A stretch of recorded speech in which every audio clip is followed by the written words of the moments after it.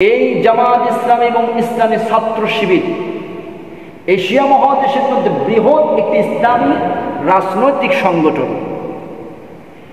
এটা যেমন তেমন কোনো দল নয়, যেমন তেমন কোনো রাজনৈতিক সংগঠন নয় যে আপনি নিষিদ্ধ করে দিবেন, আপনি এর বিরোধিতা করবেন আর এরা আপনার ভয়ে এই সংগঠন ছেড়ে যাবে, সেই রকম ইসলামী ছাত্র শিবির এবং জামাত ইসলামী শিক্ষা দেয় না।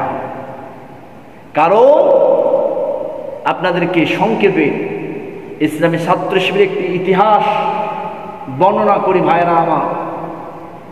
1977 সালে ঢাকা ইউনিভার্সিটিতে 6 ফেব্রুয়ারি শহীদ মীর কাসেম আলীর নেতৃত্বে ঢাকা সেন্ট্রাল মসজিদে এই জামাতে ইসলামী ছাত্র শিবিরের প্রতিষ্ঠা হয়েছিল ভাইরা আমার। সে সময় বাংলার জমিনে যত প্রতিষ্ঠান আছে না কেন, যতগুলো শিক্ষা প্রতিষ্ঠান আছে না কেন, সব শিক্ষা প্রতিষ্ঠান বামপন্থীরা ক্যাপচার করে নিয়েছিল। তাদের ইসলাম বহির্ভূত, ইসলামের বাহিরের কাজগুলো তারা সম্পাদন করত। কিন্তু যখনই এই বাংলাদেশে ইসলামী ছাত্র শিবিরের প্রতিষ্ঠা লাভ করল, তখন থেকেই এরা ইসলামী ছাত্র শিবিরের বিরোধিতা করা শুরু করল। কিন্তু আমি বলতে চাই, আজ থেকে প্রায় 32 কিংবা 30 বছর অতিক্রম হওয়ার পরেও জামাত শিবির নিশ্চিহ্ন হয় নাই।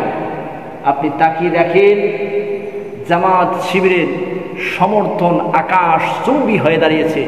ঠিক না বেঠিক? আরো জোরে বলেন ভাইরা আমার। লক্ষ্য করুন, জামাত শিবিরের অন্যতম আদর্শ হচ্ছে এরা টেন্ডারবাজি করে না, এরা সন্ত্রাসবাদী করে না, এরা নারীবাদী করে না, এরা মদ খায় না, জুয়া খেলে না, এরা কোনো প্রকার ইফটিজিং করে না।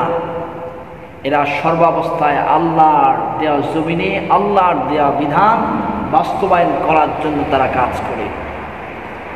আজকে আপনি তাকিয়ে দেখেন, আপনার মহল্লায় কিংবা আপনার এলাকায় যদি একটা ছাত্র শিবির থাকে, তো ওই ছাত্র শিবিরের চরিত্র আর আদার্স যে আপনার সংগঠনের ছেলেগুলা রয়েছে তাদের চরিত্র আপনি কম্পেয়ার করেন, কারটা আপনাকে বেটার লাগবে?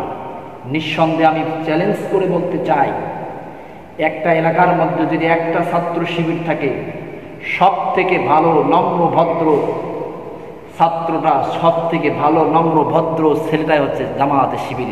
ঠিক না বেঠিক? আরো জোরে বলেন।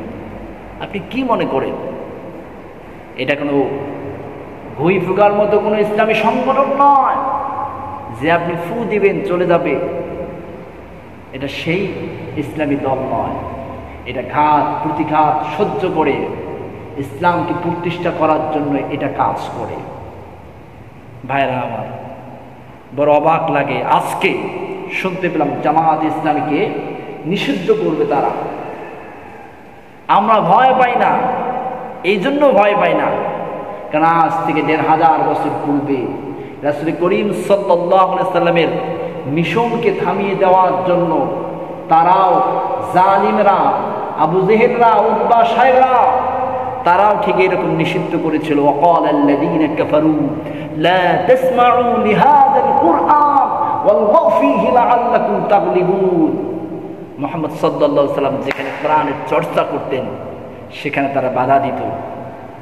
আজ আবু জেহেল নাই, উতবা নাই, সাহেবা নাই, কিন্তু তাদের উত্তরসূরিরা রয়েছে। তারা আজকে এরকম একটি বৃহৎ একটি ইসলামী সংগঠনকে তারা নিষিদ্ধ করতে যাচ্ছে।